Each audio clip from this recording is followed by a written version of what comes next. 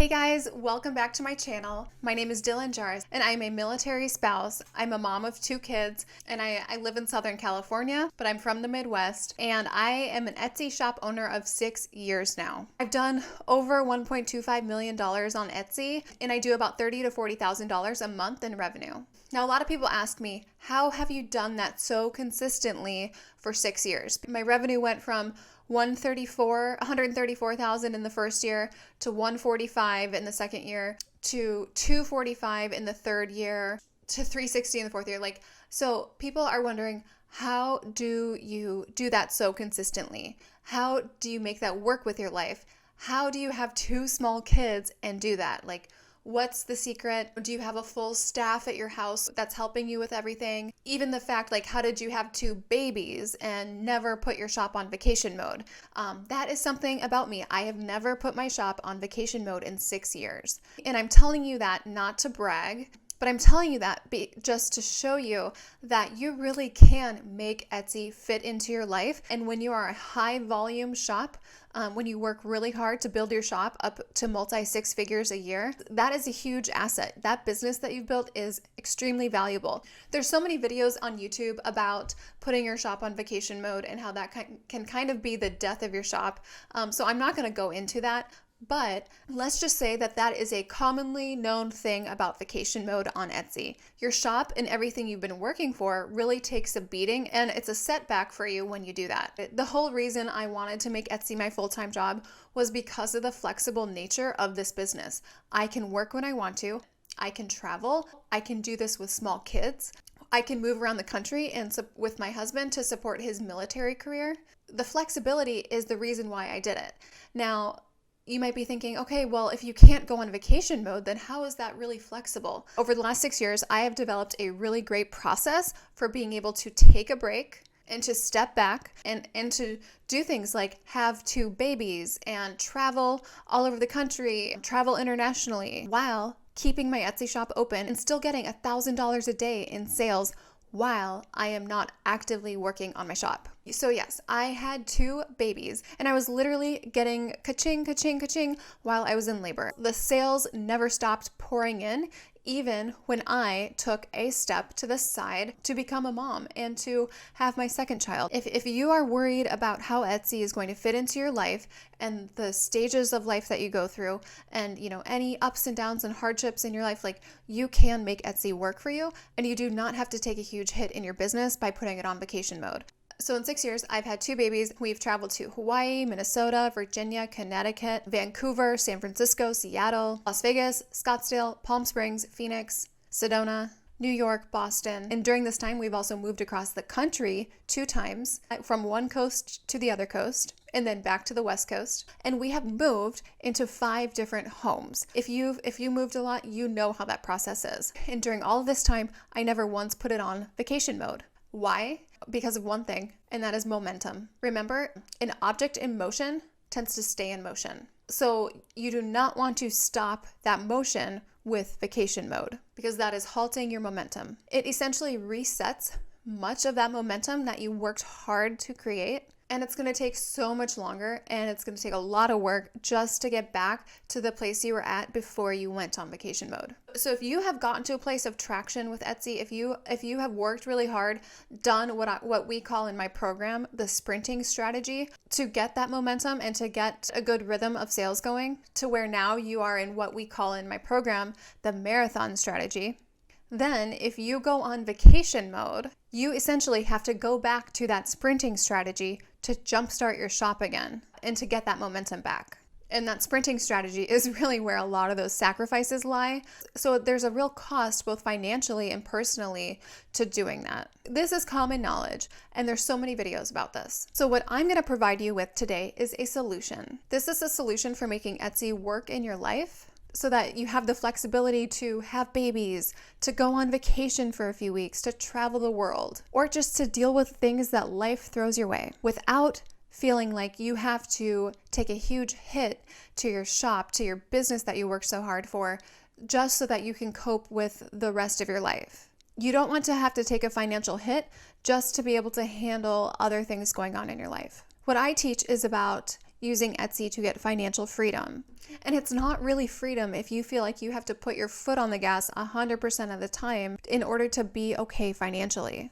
So how do you do it? How do you take your foot off the gas without losing momentum? So these are the steps, and these are exactly the steps that I've taken every time I've had a baby, every time I've traveled. This is how I travel during the holidays to spend that time with my family. These are the steps. So step 1 is dealing with your production time. Now, first, you're going to deactivate your rush order option, and you are going to state in your shop announcement that the rush order option is currently unavailable. And by having this in your shop announcement, it will eliminate some of those questions of people who are looking for that link. You're going to extend your processing times to a wide window. And this is going to give you at least a 1 or 2 week buffer after the point when you either return home or decide that you want to start working again. So let's say that you're having a baby. So I've had my babies around 38 weeks. From week 36 on in my pregnancy, I moved my production window from my standard window of 3 to 10 business days, which is really 3 days to 2 weeks, but I use 3 to 10 business days as the custom option. I moved that to 1 to 3 weeks. So that is starting when I'm 36 weeks pregnant. During this time, I also raise my prices 10%, and no one gets mad at me. I work very hard to stay on top of my order count each day so that I'm really shipping almost next day or within 2 days. So I try to keep the level of open orders at the same amount of orders that I could produce in one day. And yes, it does take me about 6 weeks of working a little bit more in order to get to that point where I start to adjust my production timeline. So for example, if I can make and ship 20 orders each day, at this point in time, I am keeping my open order count at 20 orders or less. If I cannot do that, then I raise my prices more. So those customers who are ordering during that first window, they think that I can ship in 1 to 3 weeks, but a lot of the times their order is shipping the next day, and it just is an extra surprise and delight. It's just a bonus because we can exceed those expectations and maybe get some positive reviews from that. Whether it's that you're having a baby or whether it's that you're going on vacation, do this in like the week or 2 leading up to when you leave or when you're expecting to have your baby. Now, within a few days of when you expect to have your baby or when you plan to go on vacation, you're going to extend your production time to the length of time that you will need to give yourself a 1 to 2 week buffer from when you return from your vacation or from when you plan to start working again. So for having a baby, this meant moving my production time to about 3 to 6 weeks because I know that I plan on slowly starting to work on orders at about the 4 week point, just like 1 or 2 orders a day, just while, baby was napping or if I wanted to just get up and move around a little bit. I knew that when baby was around 4 weeks old, I would be ready to kind of ease into things with like an order here or there. But I still had an extra 2 week buffer, so there really wasn't pressure to start at that 4 week point if I didn't want to. But in my mind, I knew from my first pregnancy that that's kind of what worked for me. So another example, if I was going on, let's say, a 3 week vacation, a couple days before vacation, I would move my production time to 2 to 4 weeks. You might be asking, well, you're not going to be back at 2 weeks. Why would you start that window at 2 weeks? Simply because it looks so much better. If your lead time or production time is longer, it's better to have a wider window because it gives the customer the idea that it could possibly ship sooner. So having 2 to 4 weeks looks so much better than saying just 4 weeks. You're likely going to be somewhere in the middle of that range anyways. Okay, so now once you either leave for your vacation or maybe you have your baby, this is when you start to decrease your production time each week that passes. So you don't keep that production time at 4 to 6 weeks until baby is, 6 weeks old. Every week that passes, so when baby is 1 week old, then you make it 3 to 5 weeks. When baby is 2 weeks old, then you make it 2 to 4 weeks. And this, of course, is all just contingent upon everything going smoothly and there not being some serious, medical issues or something that has changed your ability to kind of trickle back into work when you first thought that you might want to. Let's say it's a 3 week vacation and you have been on vacation for 1 week. Well, now you are shortening that production timeline. Instead of 2 to 4 weeks, it is now 1 to 3 weeks. So each week that passes, you shorten that production time back up. So while initially you might see a softening in your sales, it's not going to halt your sales. As each week passes and you shorten that production timeline a week, then you'll start to see your sales go back to normal. But this prevents you from starting from scratch. This prevents you from shutting off the water and then completely trying to turn it on again. Instead, you're just kind of slowing the flow, and then you can just ramp it back up easily. The second thing you need to do is update your shop announcement. So you're stating that your production times have extended, and if you have a rush order option, you're going to say that your rush order option is going to be unavailable between this date and this date. This will prevent a lot of the messages and inquiries that you would otherwise be getting about that. The next thing you're going to do is create an automatic response. You have this written up, and this is when you turn it on, either when you're going to the hospital or maybe you are heading to the airport to go on your trip. You're not going to get personal here though. We are currently out of the office, but we will be responding to messages within 72 hours. Thank you for your patience. You don't need to get into your personal health issues here. You don't need to bring up family related issues. So keep your boundaries and your professionalism here. Don't feel like you need to over-explain or defend the reason for taking longer to respond. The next thing you need to do, this might seem obvious, but I've forgotten before, is that you need to put a pause on your scheduled USPS pickups, and you also need to halt your mail, because if you have anything that's returned to sender, which has happened to us before, you need to make sure that doesn't end up on your doorstep. Now, the next thing you need to do is use the time leading up to your trip or your due date to set up social media posts so that they're still going even when you are busy or preoccupied with something else. Now, you don't have to do this every day, but I do recommend at least having one go up every 3 days. Because remember, an active social media account indicates an active business. So we do not want to step away from social media, because then people will assume that we've stepped away from our business. Inactive social media pages for businesses are often red flags to customers, and it might prompt them to reach out to you or start, try to get a message back from you before they're ready to order. So we want to eliminate that back and forth step, and this will help sustain our conversion rate. You can use sites like Later to set this up so that they're posting automatically. But honestly, what I like to do is just save posts as a draft, and then I just post one every few days. I just publish one from my drafts whenever I have a minute. So I really do prefer to do the drafts personally and then just click publish whenever I have a minute to do that. So if you are going on vacation, which means that when you get back home, you will be 100% ready to work at your full pace that you were at before vacation. And in this situation, when you get back, you need to batch your production. Do not complete your orders one at a time in the order that customers place their order. So you're not sorting from oldest to newest and then just going one by one down the line. Instead, you're going to sort your orders on your order page by shipping soonest. And then you're going to look at what has to ship in the next 2 weeks. And you're going to do all of one product type on day 1. The next day, you're going to do all of the second product type on day 2. The third day, you're going to do all of the next product type on day 3. This is going to really increase your efficiency. And I found that I can complete probably 25 to 50% more when I am staying focused on one product type at a time versus jumping between. Just shifting your focus really does slow you down a lot, whether you realize it or not.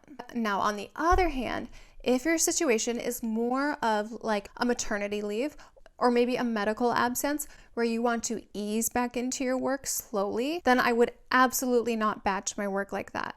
That strategy is much better for if you are able to ship at full capacity that you were shipping at before. But for something where you're easing back into your business, what I would recommend doing is sorting by shipping soonest and going one order at a time, chipping away at it slowly, one order at a time. So you produce it, ship it, produce it, ship it. This is a lot less overwhelming as a way to ease back into your business, especially if you have a newborn around. The max I would probably do is like 2 or 3 types of one item at a time, but I would not batch 2 weeks worth of a single item. My last advice is that if you have a huge vacation coming up, let's say you want to go out of the country for like 2 months or something in the summer, or let's say you anticipate a big thing like having a baby. If you have a long time to prepare for something like that, I might consider adding some digital products or print on demand into your existing shop if your existing shop is not already digital or print on demand. Now, people think these are the easiest categories to do.